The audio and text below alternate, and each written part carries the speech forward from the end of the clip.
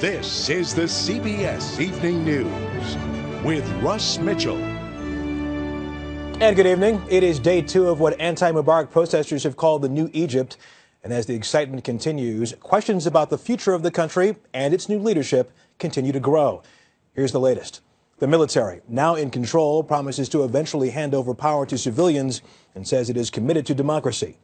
The new leaders also said they would honor all treaties, a move designed to reassure the U.S. and Israel. And demonstrators have begun cleaning up Tahrir Square. Once again, we have a team of correspondents covering the story, and we begin with Terry McCarthy in Cairo. The square is finally emptying out tonight, but today is a day for Egyptians to look to their future.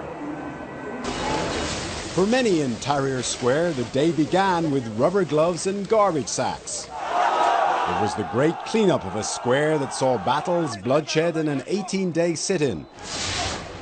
Sewage was swept into drains. Stones prepared as weapons were put back into the sidewalk as burnt-out vehicles were carted away. All people, all Egyptians will be looking forward to rebuild this country. They will look forward to a better country, and they will do all what they can. They will try their best to move ahead. The military quietly passed a message around that they wanted people to begin leaving the square, which is normally a busy traffic intersection. Hundreds of volunteers are dismantling tents in Tahrir Square where people have been sleeping, but these protesters say that their movement is far from finished. Like many Egyptians, 20-year-old Aliyah Al-Sada doesn't know what will come next. Of course, I'm a little worried about what's going on, but the biggest step has been taken. We first met the Al-Sada family yesterday afternoon as they marched towards Tahrir Square, still not sure that Mubarak would go. The father, Mustafa, is an architect. His daughters persuaded him to take part. The Mubarak to leave and his party, all his men. They are the future of this country. When the announcement came, they were overjoyed. It felt great. All of the people around you celebrating together. It's like a dark room and then full of lights.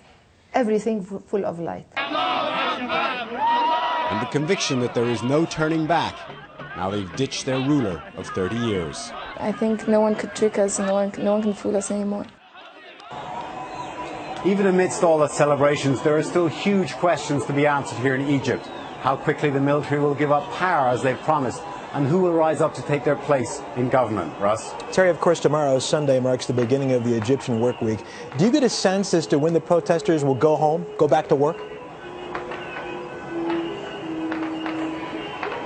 Well, Russ, pretty much all of the protesters have started to leave the square as we speak, and it is generally expected that most people will go back to work tomorrow. The people we spoke to today all said they will be back in their offices tomorrow. Russ? Okay. Terry McCarthy in Cairo. Thank you. As you may have seen last night, our colleague Harry Smith was in the thick of the street celebrations that followed the resignation of President Mubarak. He is back in the square tonight to talk about all he has seen and heard. Harry, good evening. Are they still celebrating out there? What's going on?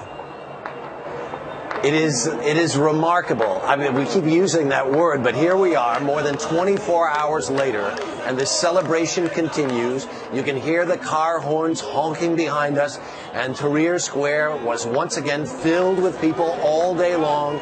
People are pushing their children up onto the tanks to have their pictures taken. We ran into a couple of young women from Alexandria, and we asked them, well, do you speak English? And they said, of course we speak English. We're Egyptians. Like, the enthusiasm is pretty high tonight, and, like, happy day. Happy day. Harry, in your piece we saw last night, there were a couple of moments where you were kissed by people celebrating there. Any more kissing going on tonight? I don't know what it is, but we walked out into the crowd again just a little while ago. People keep coming up to you and they say, thank you, thank you, thank you. They're thanking the media for presenting this story these last 19 momentous days.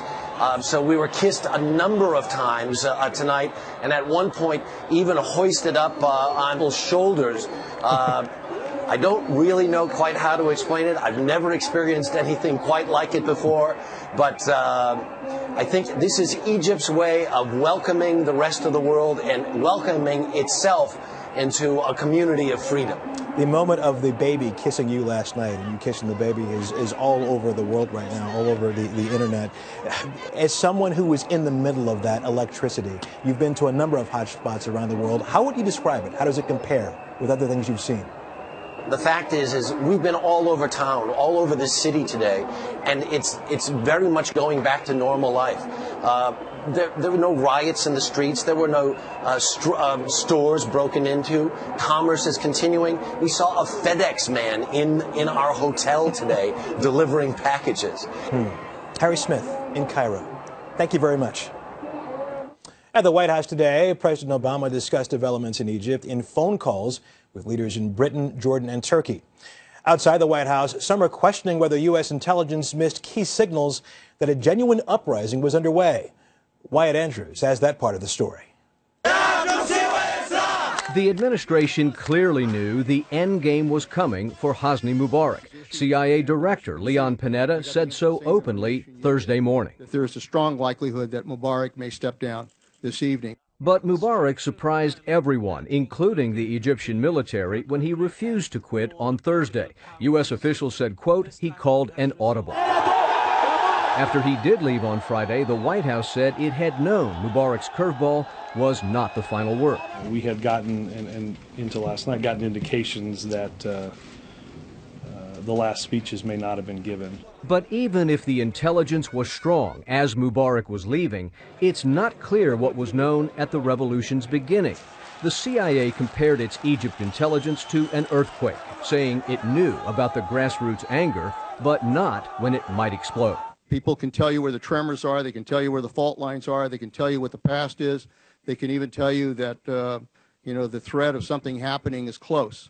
But they can't tell you exactly when an earthquake's going to take place. Critics, however, say the administration never focused on the rising heat of the discontent. They were aware of it. I'm not sure they took it all that seriously. Michelle Dunn is co-chair of the Working Group on Egypt, a collection of ex-diplomats and experts that repeatedly warned the administration an uprising was coming and that it was time for less talk and more pressure on Mubarak for reform. U.S. officials raised these points with the Egyptian government in private, and they said these things publicly. However, they never formulated a strategy. For example, watch the money. During the Obama administration, aid to civilian pro-democracy groups plummeted from $32 to $8.5 million. Now the administration needs those pro-democracy groups to help form political parties. It all means that aid to those groups will soon become a much higher priority.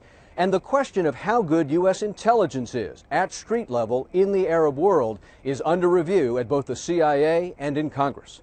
Wyatt Andrews, CBS News at the White House. Taking their cues from Cairo, demonstrators took to the streets in two other Middle East countries today. In Algeria, riot police tried to block thousands of demonstrators demanding the president's ouster from reaching the main square in the capital. And in Yemen, police used clubs to beat back pro-democracy marchers demanding the departure of their leader. As you can see, a very busy time in the Middle East. And for more perspective on what may lie ahead for that part of the world, we are joined by former Undersecretary of State Nicholas Burns. Nick, good evening. Good evening. Given the success of the demonstrators in Egypt, what do you think? Are these protests likely to become more intense in other parts of the region? Well, this was an extraordinarily important moment in the history of the Middle East, and Egypt's the heart and soul of the modern Middle East, so I think it's bound to have an impact. And you saw today, in addition to Algeria and Yemen, the Palestinian Authority announced new elections. The two countries to watch will be Iran, not an Arab country, but a Middle Eastern country, where the reform movement might protest on Monday. And can this have an influence on Iraq, on the democratic forces there? So I think we have to look very widely throughout the Arab world. I think we're bound to see an impact. Let's go back to Egypt for a minute. The military is now in charge. This is the same military that brought you Hosni Mubarak and Omar Suleiman. Is someone who is very familiar with that part of the world. What do you think? Can the military be trusted? Well, they had a good start today of the transition. They made a series of announcements that said they believed in democracy. They wanted to lead the country towards a democratic government through a transition. But the key question there is Is this government, this military government, going to be willing to give up control? Will it provide for a transition that allows lots of different voices, religious and secular and democratic, to be heard? I don't think they've given any indication yet as to the details of how this transition can be run. And back in this country, President Obama has said this is the beginning, not the end. How do you see the White House playing this out over the next few months? I think the United States has, I think President Obama has skillfully handled the situation until now, but it's going to get more difficult because now we've got to use the considerable influence that we have to try to push this military government to open up its system to reformers. And can the reformers translate all that passion and idealism in the streets into effective action at the conference table and convincing military leaders to give up the power they've had for 60 years since Gamal Abdel Nasser took power in a coup in 1952. So lots of questions. The United States will not be at the center of this. This is an Egyptian drama, but we're an influential country and we should stand up for reform, but also hope that a moderate regime, one that will be at peace with Israel, will emerge from this crisis. Nicholas Burns, as always, thanks for your insight. And finally this evening, the same popular movement that toppled the president has created an international folk hero, though he would be the first to reject that label. Seth Doan has more on the internet executive whose message was heard in Egypt and around the world. The peaceful Egyptian revolution had a distinct goal, but no clear leader. Yet from the masses, a handful emerged, including Wael Ghonim. His tweets offered both a narrative and a nudge to protesters. He's been sort of tweeting every day, almost every hour, and he's developed quite a mass of followers. He's become a figurehead of this revolt. I guess we can now call it a revolution. It's generally acknowledged that Ghanim's Facebook page first sparked the protests. Titled "We Are All Khalid Said," it memorialized an Egyptian businessman who'd been beaten to death by police after threatening to expose corruption. The page called for protests on January 25th. That became known as the Day of Wrath, as thousands poured onto the streets. Ghanim's arrest by Egyptian authorities on January 28th and release 12 days later only added to his legend. When Ghanim is mentioned, usually his company is too. Google executive Wael Ghonim created a Facebook page that He's the Middle East and North Africa marketing manager at Google. So far, Google has commented only briefly. We can't comment on his personal beliefs. He's on leave at the moment, and we look forward to having him back at Google. It's a little bit tricky here, this relationship here, because this is an employee of Google, yes, but he's acting on his own time. Robert Solomon says companies in emerging markets like Egypt, where governments are big customers, need to be careful not to bite the hand that feeds them. Is this connection likely a good thing or a bad thing for Google? Well, on the one hand, it could be a bad thing to the extent that Ghanim's activities raise some questions or jeopardize some relationships that Google has in Egypt. However, it might be a good thing if people now view Google as a good place to work and a place that allows young people to have a voice. A voice which ushered in a social revolution in Egypt, where the most powerful weapon was social networking. Seth Doan, CBS News, New York. And that is the CBS Evening News. Thanks for joining us this Saturday evening. I'm Russ Mitchell, CBS News in New York. I'll see you again back here tomorrow. Good night.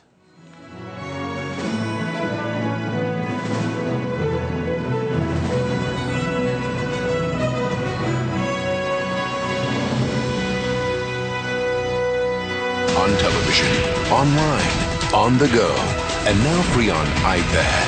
CBS News.